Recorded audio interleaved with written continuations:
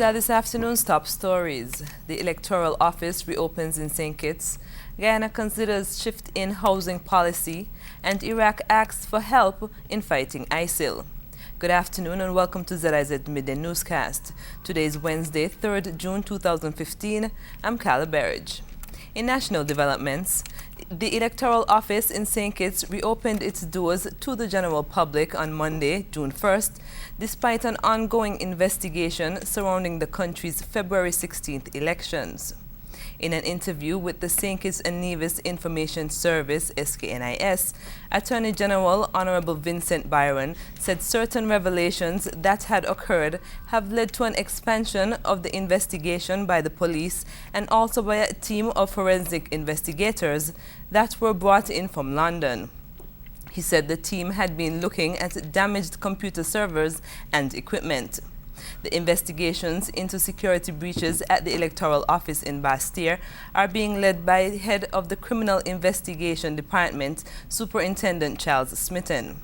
Electoral offices in St. Kitts and Nevis were closed for several weeks after the most recent elections. However, the Charlestown-based office reopened for business on April 7th with Ernestine Rollins as manager. Meantime, Attorney General Byron has said that no announcements have been made regarding the persons who will sit on the Electoral Commission. According to him, a chairman is to be appointed by the Governor General, while two other members will be also appointed by the Governor General, one nominated by the Prime Minister and the other nominated by Leader of the Opposition. Brathwaite is looking forward to representing the St. Kitts and Nevis Patriots team in the upcoming Caribbean Premier League, CPL. This morning, ZIZ Sports caught up with the young cricketer who said he is thrilled to be a part of CPL's newest franchise team. I'm very excited to be part of the new franchise. St. Kitts, especially Warner Park, is one of my favorite places to play.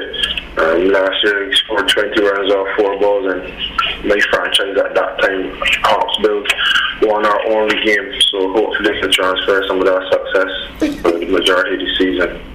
Brathwaite, a 27-year-old from Barbados, has played for many cricket teams to date. Among them are the Barbados Tridents and the Antigua Hawksbills. He said CPL creates opportunities for younger players to enhance their skills and learn from more experienced players. He therefore encouraged young persons to play cricket, but said it is important for them to first love the game. My first piece of advice will be to enjoy it. No matter what job you're in, you always give your best when you enjoy what you do. And if you want to succeed in cricket and make it a living or make it a profession and make a living from it, then you're in the right field, because cricket allows you to do something you love and to also make a living and travel the world. But first you need to enjoy it. You need to enjoy the successes, you need to enjoy the hardships. We'll have more on that interview with Brathwaite in tonight's major newscast. 10 females and 5 males have been selected as senior pageant contestants for this year's Culturama Festival. This week, Executive Director of the Culturama Secretariat, Antonio Liebert, told ZIZ News that the 15 senior pageant contestants will be launched on June 12th. Now, the senior pageants include the Miss Queen pageant. We have 5 contestants. The Miss Culture Swimwear contest, we have 5 contestants.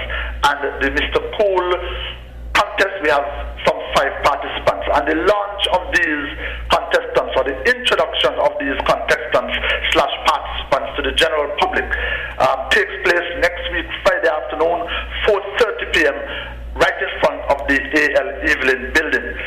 Meantime, this week's Bacchanal Corner, which will be held near the DR Plaza in Charlestown, will feature musical entertainment by DJ Woodis of Ecstasy Sound and feature promotions by major Culturama sponsors Lime and Carry Brewery. A look at news on the regional scene.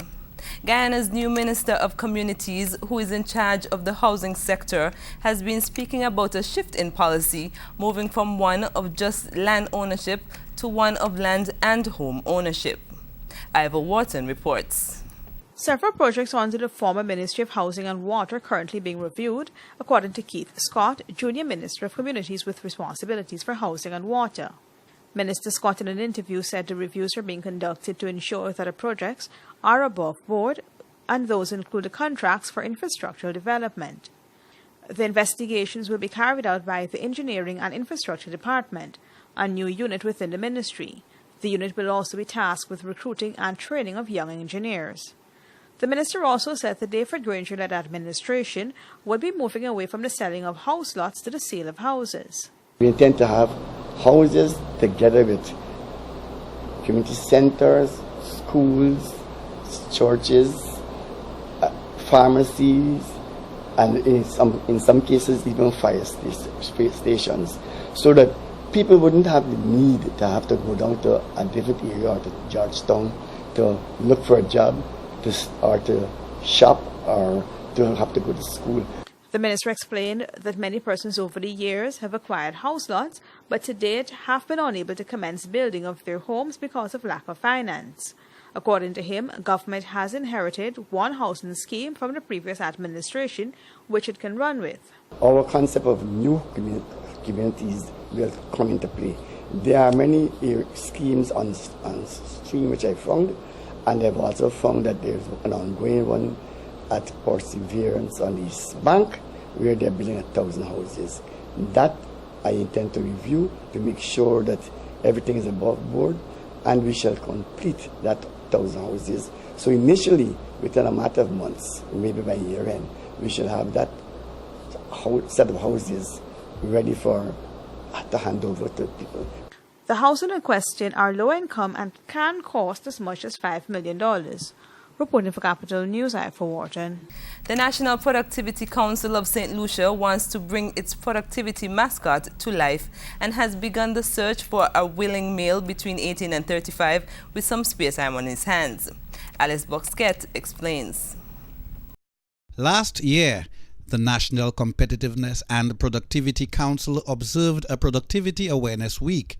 In doing so, the Council sent out public service announcements introducing the public to the concept of competitiveness and productivity and who they are as a council.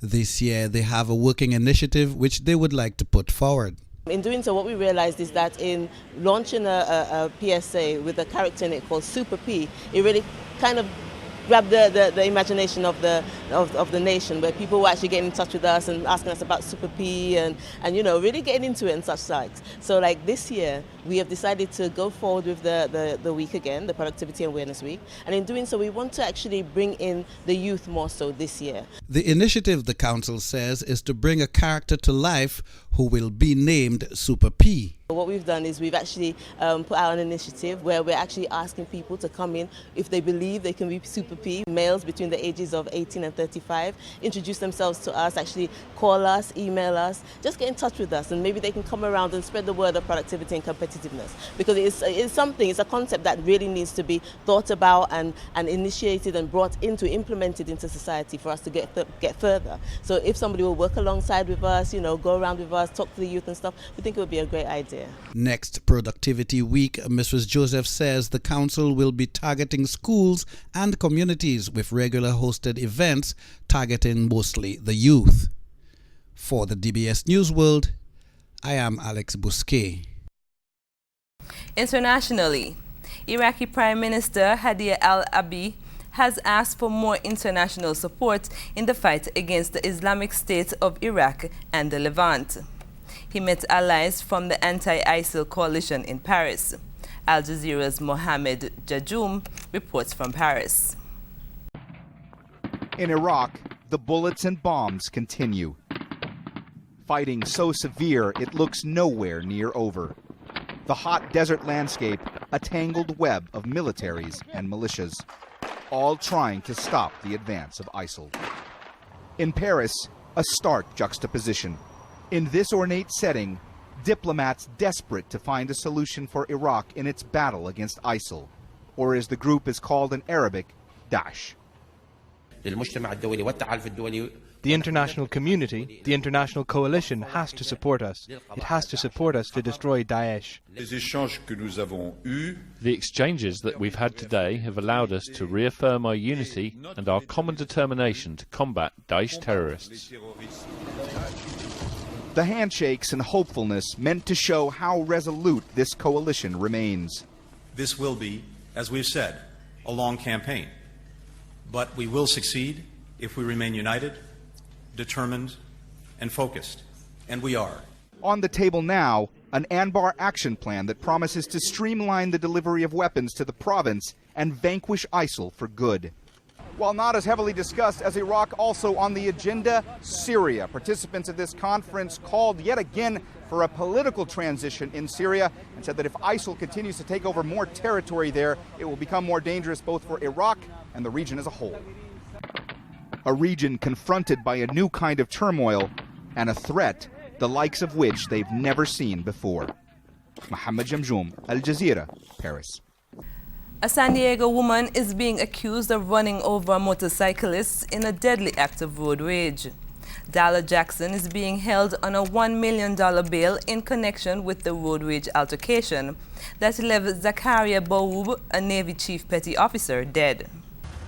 An alleged fit of road rage gone too far in Chula Vista, California. This morning, 26-year-old Darla Jackson in custody after a judge set $1 million bail over an apparent road rage killing. She's very sorry. She's very scared. She's very upset. She's very traumatized. Jackson shaking and crying at her arraignment Tuesday, charged with the murder of 39-year-old Zachary Biubi, a Navy Chief Petty Officer in Special Ops. Cell phone video capturing Jackson's car tailing Biubi's motorcycle just moments before she allegedly knocked him off with her car and then ran him over. Per some witness statements, it appeared that it was a deliberate and intentional act. But Jackson's attorney says Biubi was angry too. He says it's still unclear what exactly happened in those last 30 seconds before the Navy officer was hit and killed. He got mad about something. He kicked her car. She chased after him, and they collided at the end when they ran into traffic. Descending on the courthouse Tuesday, a sea of motorcycle riders calling for justice and more awareness of motorcycle safety while sharing the road. No person should ever want to have to run someone off the road, let alone, kill them. In the weather, today will be partly cloudy with a few scattered showers. Temperatures will reach 81 degrees Fahrenheit. Winds are east-southeast to southeast at 6 to 17 miles per hour. Seas are slight to moderate with waves not exceeding 1 to 1.5 meters or 3 to 5 feet. Sunset for today is expected at 6:42 p.m. while sunrise tomorrow will be at 5:36 a.m. That brings us to the end of ZIZ Midday Newscast. Join us this evening for these stories and more in detail. Thank you for joining us. I'm Carla Barrage.